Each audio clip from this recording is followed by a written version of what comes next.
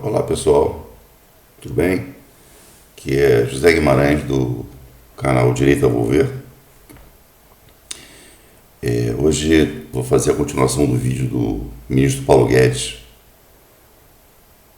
Ontem eu fiz a parte da introdução do quem ele é, a formação dele, e comecei a falar sobre algumas coisas que ele prometeu no discurso. Eu vou complementar a parte do que ele prometeu no discurso e vou tentar abordar uma parte do que já aconteceu em função das promessas dele no discurso.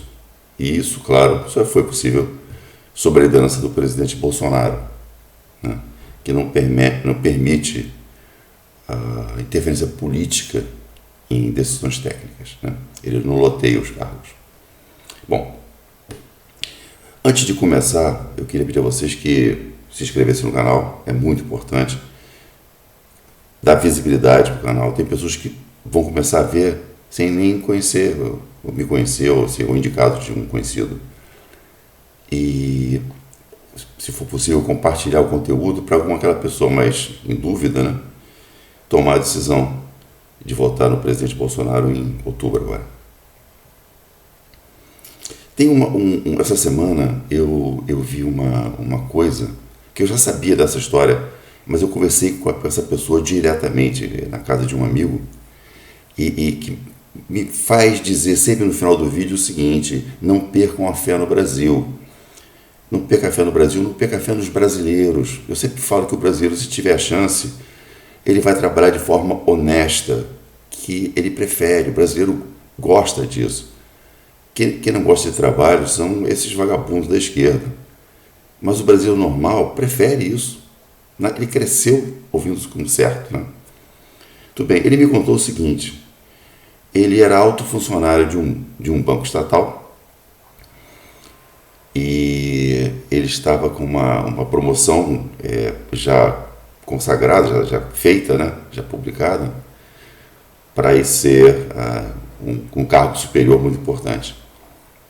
E nessa semana que ele estava saindo do lugar dele lá para ir para o outro, ele recebeu uma solicitação de uma instância superior dele que já entrava na área política. Ele era um cara totalmente técnico. Ele, cara aqui de carreira, ele fez concurso, ele entrou por concurso, subiu lá dentro, estudou, passou a vida inteira lá, galgando as posições da maneira que tem que ser, né?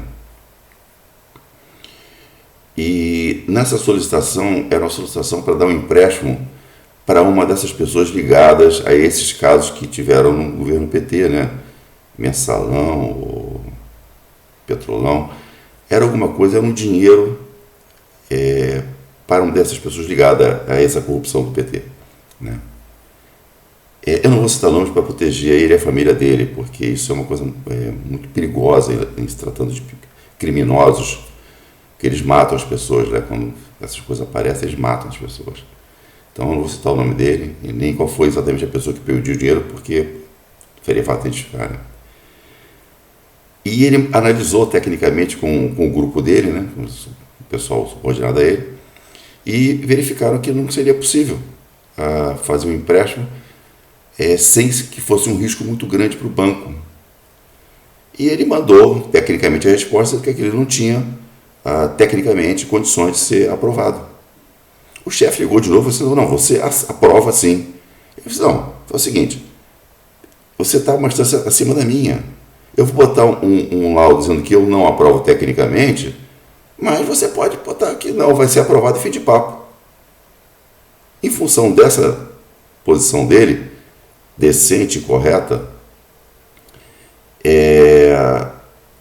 ele perdeu a promoção, andou um tempo meio que sendo perseguido, deram uma posição muito inferior à que ele ia receber, e acabou preferindo se aposentar do que continuar trabalhando com aquele pessoal, né?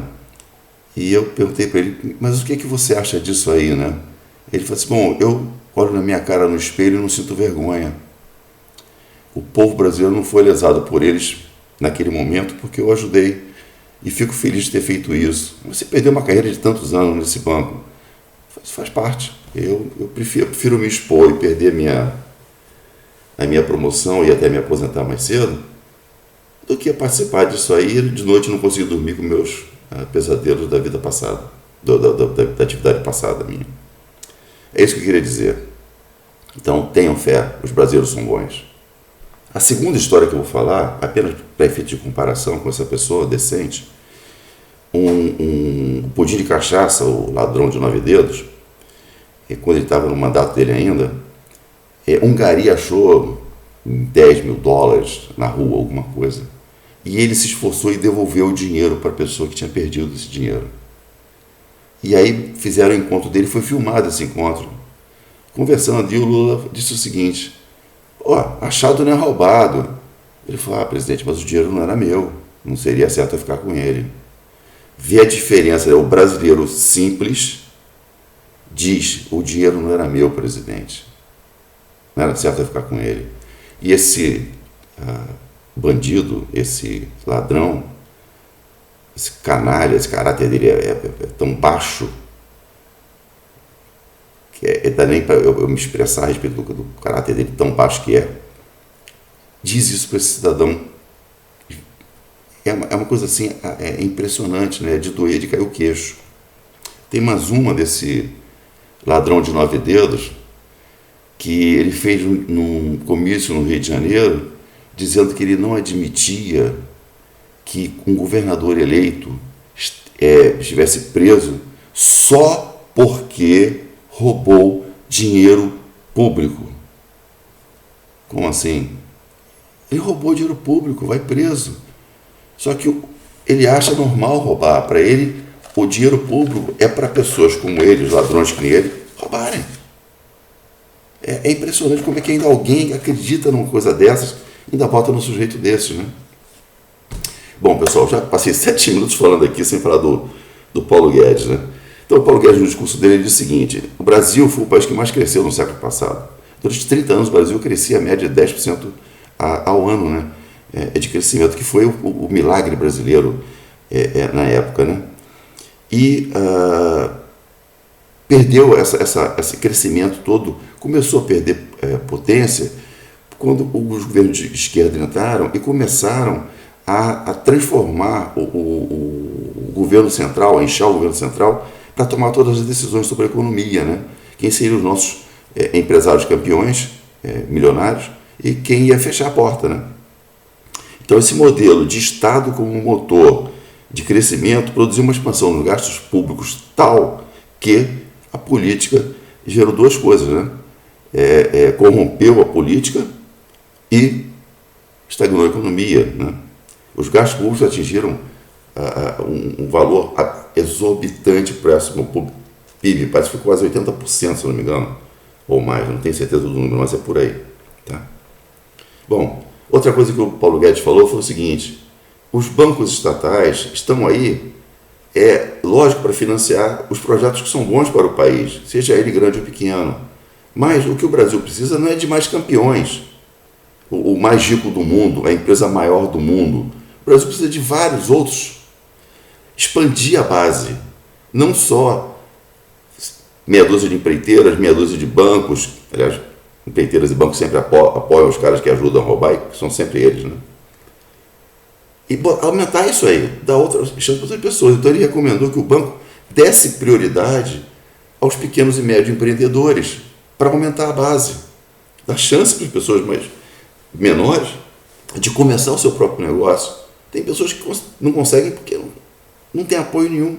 Todo o dinheiro ia para os grandões lá. É tudo um esquema montado. Os caras pegavam o dinheiro abaixo do mercado, superfaturado, carta marcada, e o valor contratado da obra e o que estava superfaturado era para corrupção, né? Bom, isso foi outra coisa que ele prometeu e ele implementou isso aí, né? Em função desse crescimento descontrolado, gastos absurdos e corrupção e financiar obras fora do Brasil, quer dizer, o Banco Estatal Brasileiro financiava uma empreiteira que ia fazer obra em outro país. Ok, não precisa nem explicar, né? Muito bem.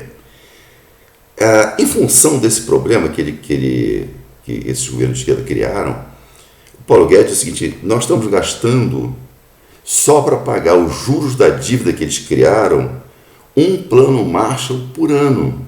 O plano Marshall, ele foi criado por um cara chamado George Marshall, que era o secretário de Estado dos Estados Unidos, logo após a Segunda Guerra Mundial. E ele falou, nós temos que reconstruir a Europa, para o pessoal ter fábrica, ter trabalho, ter emprego, não pode deixar eles se recuperarem sozinhos, tem que ajudar isso aí. E foi feito esse plano Marshall, que isso corresponde a 132 bilhões de dólares que o Brasil gastava por ano com os juros da dívida que o PT deixou para os outros, né? É uma coisa assim fantástica. Outra coisa que o Paulo Guedes falou foi sobre o orçamento, né? Eu já falei sobre isso no vídeo anterior e é verdade. O orçamento é uma coisa móvel. Então, o governo prevê arrecadar tanto e manda para o Congresso o seguinte, nós precisamos de tanto na educação, tanto na saúde, tanto nisso, tanto naquilo, aquilo outro. E os deputados e senadores devem discutir esse orçamento juntamente com os técnicos do Ministério da Economia para alocar ou realocar recursos de acordo com a necessidade daquele momento, porque eventualmente chegou um ponto de desenvolvimento em Santa Catarina, por exemplo, que aquele valor é excessivo para eles. Eles não precisam mais. Não tem como você fazer 3 infraestruturas iguais para a mesma coisa, para poder gastar o dinheiro. Então, desloca esse dinheiro que está sobrando para um outro lugar. Para fazer a mesma coisa em outro lugar que esteja necessitando. Um estado mais carente, na Amazônia, Mato Grosso, algum lugar que esteja no Nordeste brasileiro, que precise mais desse dinheiro. Então, ele pediu para os congressistas assumam o orçamento e digam para mim o seguinte, o dinheiro é esse, você vai pegar daqui para botar ali. E eu faço, não tem o menor problema, desde que não estoure o teto. Isso aí é condição sine qua non, ok? Muito bem.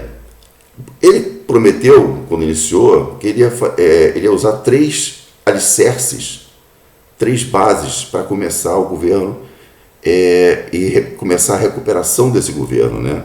Primeiro seria a reforma da Previdência. Ele conseguiu uma boa reforma da Previdência, mas não conseguiu tudo ainda que ele queria. Poderia ter sido melhor, mas já conseguiu alguma coisa que desonerou o Estado. Privatizar. Quando você privatiza, você arrecada o valor que aquela coisa foi vendida, né? A Petrobras vai ser vendida por um determinado valor. Aquele dinheiro é arrecadado pelo governo brasileiro, né? Então, a parte que cabe ao povo brasileiro vai para os cofres do governo. E desonera o Estado em manter aquilo ali. Porque nem todas as coisas que o governo tem são produtivas. Por exemplo, o Brasil é dono de R$1 trilhão em imóveis. E muitos não são nem usados. Mas está lá, tem que fazer manutenção, tem que botar segurança, tem que pagar luz, tem que pagar esgoto, tem que pagar água, IPTU. Está custando dinheiro. Para quê? Para nada. E ele está fazendo isso aí sempre. Quando você faz isso, você desafoga a economia, pode baixar os juros. O que acontece? O empreendedor começa a aparecer, porque ele consegue captar a um juros mais baixo para montar o negócio dele. E aí ele gera emprego. Então, só para vocês terem uma ideia, graças a essas medidas, de janeiro a junho de 2022, foram gerados 1.300.000 novos empregos. 1.300.000 de janeiro a junho. Acumulado desde 2019, mesmo com pandemia, fica em casa e guerra aqui na Europa, dá 4,5 milhões de novos postos de trabalho que foram criados, né? Bom, a herança que o PT deixou para nós foi uma destruição de empregos de 2.800.000 postos de trabalho no período 2015-2016. E ainda teve um fator que agravou ainda mais essa situação, né, que é o PT sempre, né? O PT, quando o governo propôs umas regras de flexibilização, das regras de trabalhistas, por causa da pandemia, o PT votou contra. Claro que eles votam contra, eles querem todo mundo desempregado passando necessidade. Com essa medida que o Bolsonaro propôs, de flexibilizar as regras trabalhistas, ele salvou 20 milhões de empregos. 20 milhões de famílias deixaram de perder emprego graças a essa medida. Se o PT tivesse conseguido aprovar a posição deles, que era votar contra isso aí, seriam mais 20 milhões de famílias sem emprego. Bom, e agora ainda tem mais o seguinte: o PT discursa abertamente o seguinte: eles estão ameaçando o povo brasileiro. Isso é campanha, para mim isso é ameaça.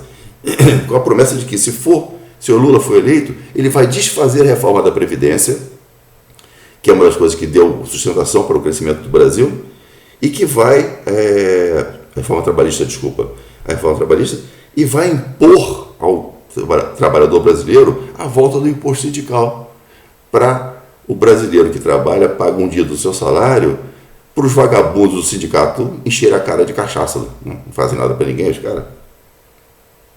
O desemprego herdado pelo Bolsonaro, vindo da era Temer, era 12,3%.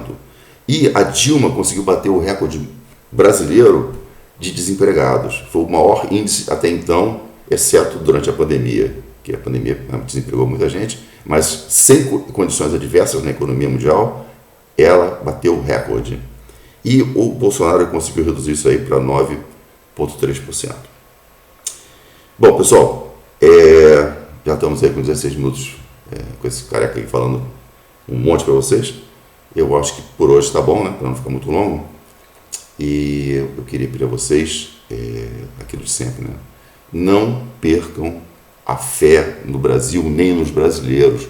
Nós não somos inferiores a ninguém, nós somos tão bons ou melhores quanto os outros europeus ou americanos. Nós podemos fazer melhor do que eles estamos fazendo. Tá? Esse nosso complexo de cachorro vira-lata, do trambiqueiro que quer se dar bem, isso nos foi imposto por eles. Isso aí não é verdade. Tá, ok? Olha para você mesmo e pensa: eu prefiro roubar ou prefiro trabalhar? Ok, tá. Eu tenho certeza que você respondeu: eu prefiro trabalhar. E dormir com a minha cabeça tranquila de noite no travesseiro. Então não perca a fé no Brasil. Que Deus nos abençoe. Nos abençoe. Muitíssimo obrigado. Tenham todos um bom fim de semana. Eu volto amanhã com outro vídeo.